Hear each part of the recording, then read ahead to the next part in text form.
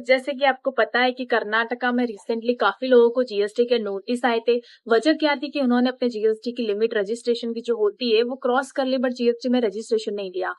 तो मैं आज आपको ऐसे 5 केसेस बताऊंगी जहां पे जीएसटी का रजिस्ट्रेशन लेना कंपलसरी होता है। पहला तो अगर आप गुड्स के बिजनेस में हो और अपने साल का 40 लाख का टर्नओवर क्रॉस किया है, या फिर आप सर्विस के बिजनेस में हो और आपने 20 लाख का टर्नओवर क्रॉस किया है, तो आपको जीएसटी का रजिस्ट्रेशन लेना कंपलसरी होता है। अगर आप जीएसटी में रजिस्ट्रेशन नहीं लेते हो तो आपको भी नोटिस आ सकता है और गवर्नमेंट आपको इंटरेस्ट प्लस पेनल्टी के साथ जीएसटी भरवाएगी।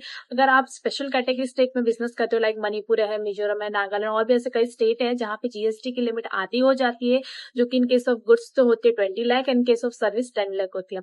सेकंड थिंग ये होती है, अगर आप ई कॉमर्स सेलर हो, जैसे कि आप अमेजोन है, फ्लिपकार्ट है, मिंत्रा, इन सब पे रजिस्टर हो और आपको ऑल ओवर इंडिया सेल करना है, तो आपके लिए जीएसटी रजिस्ट्रेशन लेना कंपलसरी है, इवन इफ आपकी टर्नओवर 40 या 20 लाख नहीं है तो भी।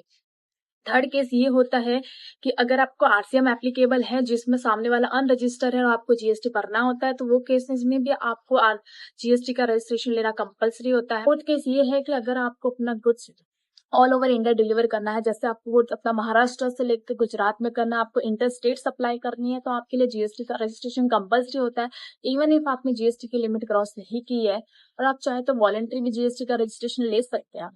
ऐसी वीडियो के लिए मेरे साथ बने रहे। Thank you for watching.